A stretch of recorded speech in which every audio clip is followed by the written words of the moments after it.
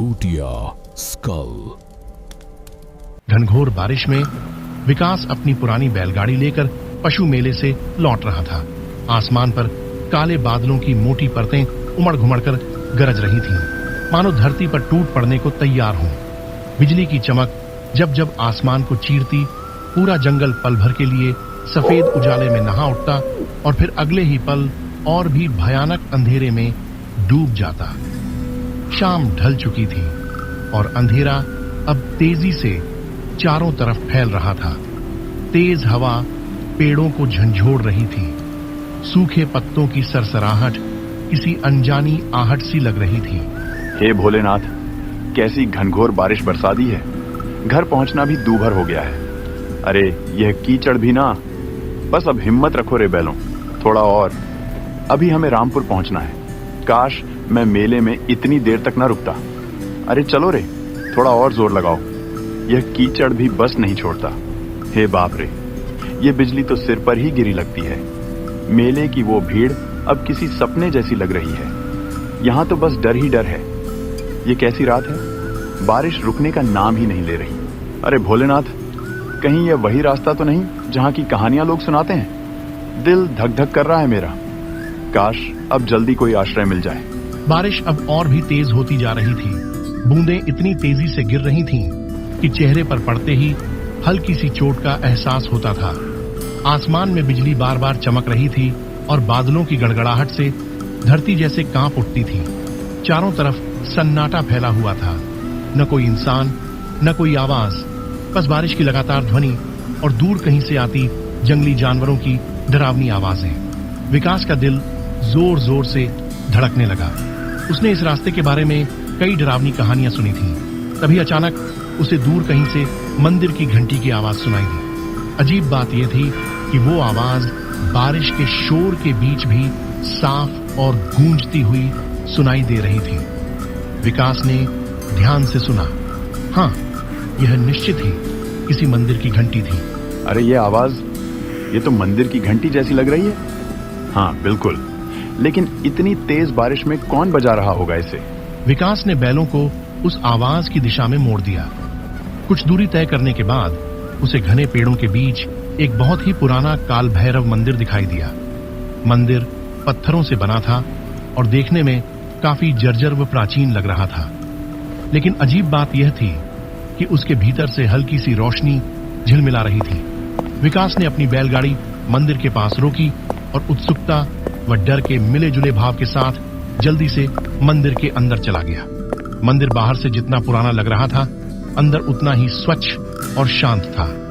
शिवलिंग के सामने अगरबत्तियां जल रही थीं और चारों ओर दूध और चंदन की हल्की सी खुशबू फैली हुई थी। ऐसा लग रहा था जैसे किसी ने अभी अभी पूजा की हो, मगर वहां कोई दिखाई नहीं दे रहा था। कोई है यहां? कृपया बाहर आइए। मैं रास्ता भटक गया हूं। बारिश बहुत तेज हो रही है। रास्ता कीचड़ में डूब गया है। बैल भी थक गए हैं। अगर थोड़ी देर यहीं रुक जाऊं तो कोई आपत्ति तो नहीं? अजीब है, मंदिर में रोशनी जल रही है, अगरबत्तियां भी सुलगी हैं, फिर कोई दिख क्यों नहीं रहा? कुछ देर बाद मंदिर के पिछले कमरे से एक वृद्ध साधु प्रकट हुए, जिन्होंने गेरुए वस्त्र धारण कर रखे थे। उनकी आंखों में गहरी शांति थी, मगर चेहरे पर किसी गहरी चिंता की छाया साफ झलक रही थी। वे बाबा विश्वनाथ थे। कौन हो तुम बेटा? इस तूफानी रात में यहां कैसे पहुंच गए? बाबा, मैं रामपुर गांव से लौट रहा था। मेला देर तक चला, इसलिए देर हो गई। रास्ते में इतनी भयंकर बारिश शुरू हो गई कि कुछ सूझा ही नहीं। तभी मंदिर की घंटी की आवाज सुनी और यहां चला आया। वे कुछ पलों तक विकास को निहारते रहे, मौन और स्थिर। फिर धीरे धीरे शांत स्वर में बोले, इस समय जंगल में रुकना उचित नहीं है। यह जगह दिन में भले शांत लगे, मगर रात में इसका रूप बदल जाता है। हर आवाज का यहां कोई ना कोई अर्थ होता है और हर सन्नाटे में कोई छिपा हुआ स्वर। बेटा, अगर तुमने बाहर की घंटी सुनी है तो जान लो, वो हर किसी को नहीं बुलाती। मगर बाबा, आप कह रहे हैं कि वो घंटी हर किसी को नहीं बुलाती। इसका क्या मतलब है? बाबा विश्वनाथ ने एक गहरी सांस ली। उनकी आंखों की शांति अब गंभीरता में बदल गई। कुछ पल तक वे मौन रहकर विकास को ध्यान से देखते रहे, मानो उसके भीतर कुछ खोज रहे हों। बेटा, आज की रात यहीं मंदिर में रुक जाना। बाहर तूफान अभी थमने वाला नहीं है, मगर मेरी बात ध्यान से सुन लो। आधी रात के बाद अगर कोई आवाज सुनाई दे, चाहे कोई पुकारे, रोए या तुम्हारा नाम ले, किसी भी हालत में इस मंदिर की सीमा के बाहर मत जाना। याद रखना, हर आवाज इंसान की नहीं होती। जी बाबा, मैं आपकी बात का ध्यान रखूंगा। चाहे कैसी भी आवाज क्यों न सुनाई दे, मैं मंदिर के बाहर कदम नहीं रखूंगा। उसने मन ही मन सोचा कि शायद रात में यहाँ जंगली जानवर आ जाते होंगे, इसलिए बाबा विश्वनाथ उसे डराकर सावधान करना चाह रहे हैं। बाबा ने उसे पास के एक कोने में बैठने को कहा। फिर वे अंदर चले गए और थोड़ी देर में एक थाली में कुछ ताजे फल लेकर लौटे। लो बेटा, ये कुछ ताजे फल खा लो। रास्ता लंबा था, शरीर को आराम और भोजन दोनों की जरूरत है। बाहर तूफान है, इसलिए आज यहीं ठहर जाओ। भगवान शिव की शरण में हो, चिंता मत करो, सब ठीक रहेगा। विकास ने शांति से फल खाए और पानी पिया। बाबा विश्वनाथ ने उसे एक पुरानी चटाई और कंबल दिया ताकि वह आराम कर सके। विकास ने श्रद्धा से भगवान शिव को प्रणाम किया और मंदिर के कोने में जाकर लेट गया। थकान के मारे उसकी आंखें धीरे धीरे बंद होने लगीं। बाहर रात अब और गहरी हो चली थी। बारिश अब भी जोरों पर थी और हवाएं मंदिर की दीवारों से टकराकर सनसनाती हुई गुजर रही थीं। विकास नींद में जाने ही वाला था कि अचानक उसे एक अजीब सी आवाज सुनाई दी। पहले तो वह बहुत धीमी थी, मगर कुछ ही पलों में वो आवाज धीरे धीरे तेज होती चली गई। विकास बेटा, बाहर आ जा। देख, मैं यहाँ हूँ, डर मत, मैं तेरी माँ हूँ।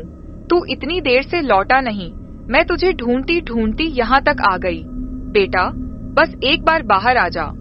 देख, तेरी माँ तुझे बुला रही है। मेरे पास आ जा विकास, तू मुझे पहचानता है ना? मेरी आवाज सुन बेटा, मैं तुझसे मिलने आई हूँ। विकास बेटा, मेरी बात सुनो, मैं बड़ी मुसीबत में हूँ। कोई मुझे यहाँ से ले जाओ, वरना मैं बच नहीं पाऊंगी। तू तो मेरा साहसी बेटा है ना? बस एक बार बाहर आ जा, मुझे तेरी जरूरत है। देख, मैं यहीं मंदिर के बाहर खड़ी हूँ, ठंडी बारिश में भीग रही हूँ। जल्दी आ बेटा, मुझे बचा ले। विकास की आंखें अचानक खुल गईं। वो चौंक कर उठ बैठा। उसके चारों ओर सन्नाटा पसरा था, मगर वह आवाज अब और स्पष्ट सुनाई दे रही थी। यह आवाज माँ की लग रही है, लेकिन माँ यहाँ कैसे हो सकती हैं? नहीं, ये सच नहीं हो सकता। वो तो रामपुर में थी, मगर अगर सच में वो हैं, तो मैं कैसे अंदर बैठा रहूं? हे शिव शंकर, अब मैं क्या करूं? बाहर जाऊं या नहीं? विकास का दिल जोर जोर से धड़कने लगा। डर और जिज्ञासा दोनों उसके मन में एक साथ उमड़ने लगे। विकास उठ खड़ा हुआ और धीरे धीरे मंदिर के दरवाजे की ओर बढ़ने लगा। उसका हाथ दरवाजे की ओर बढ़ रहा था। तभी अचानक किसी ने उसका हाथ कसकर पकड़ लिया। विकास सिहर उठा, पीछे मुड़ा तो देखा बाबा विश्वनाथ उसके पीछे खड़े थे। रुको बेटा, एक कदम भी बाहर मत रखना। मैंने तुम्हें पहले ही चेतावनी दी थी। जो आवाजें बाहर से आती हैं, वे इंसान की नहीं होती, चाहे वह तेरी माँ की ही क्यों न लगे। बाबा, मगर वह तो सच में मेरी माँ की आवाज थी। वही पुकार रही थी मुझे, कह रही थी कि वह मुसीबत में है। अगर सच में वो हैं, तो मैं उन्हें ऐसे कैसे छोड़ दूं? वह तेरी नहीं है, ये छाया तुम्हारे मन को पढ़ लेती है। बेटा, यह उसी की आवाज निकालती है जिसके लिए तेरे दिल में सबसे गहरा प्रेम हो। ये जानती है कि तेरे मन में अपनी माँ के लिए कितना स्नेह है, इसलिए उसी का रूप धारण करके तुझे बुला रही है। कई यात्री इसके इस छल में फंस चुके हैं और फिर कभी लौटे नहीं। विकास बेटा, तू मुझे क्यों नहीं सुन रहा? मैं बहुत दर्द में हूँ, तेरी माँ हूँ मैं। देख, मैं यहीं बाहर हूँ, बारिश में भीग रही हूँ। मुझे अकेला मत छोड़ बेटा, बस एक बार बाहर आ जा। अगर तू नहीं आया तो मैं बच नहीं पाऊंगी। बाबा विश्वनाथ, छोड़ दीजिए मुझे। वो मेरी माँ है, उनकी आवाज मैं पहचानता हूँ। आप समझ नहीं रहे, वो मुसीबत में है, मुझे उनकी मदद करनी ही होगी। कृपया जाने दीजिए, मैं उन्हें ऐसे नहीं। याद रखना, अगर तू बाहर गया तो तेरा नाम भी उनमें शामिल हो जाएगा। बाबा ने झटके से विकास को वापस अंदर खींच लिया और जमीन पर बिठा दिया। फिर वे सीधे शिवलिंग के सामने जाकर पद्मासन में बैठ गए और ऊंचे स्वर में मंत्र जपने लगे। ओम नमः शिवाय। ओम त्रयंबकम यजामहे सुगंधिम पुष्टिवर्धनम। ओम नमः काल भैरवाय। ओम हुंजू सह रुद्राय नमः। हर हर महादेव। रक्षामि रक्षामि महाकाल देव। पंडित, तुम कितना भी मंत्र जप लो, मुझे नहीं रोक पाओगे। मैं फिर आऊंगी, बार बार आऊंगी। जब जब कोई इस मंदिर में कदम रखेगा, मैं उसे पुकारूंगी। तुम मुझे बांध नहीं सकते। मेरी छाया हर दिशा में फैली है, हर हवा में मेरा नाम गूंजता है। ओम नमः शिवाय। ओम नमः काल भैरवाय। हर हर रक्षामि रक्षामि। धीरे धीरे बाहर की आवाज बढ़ने लगी, मगर पूरी तरह थमी नहीं। बाबा ने मंत्र जाप जारी रखा। उनके माथे पर पसीने की बूंदें चमकने लगी थीं और पूरा मंदिर एक अजीब रहस्यमयी ऊर्जा से भर गया था।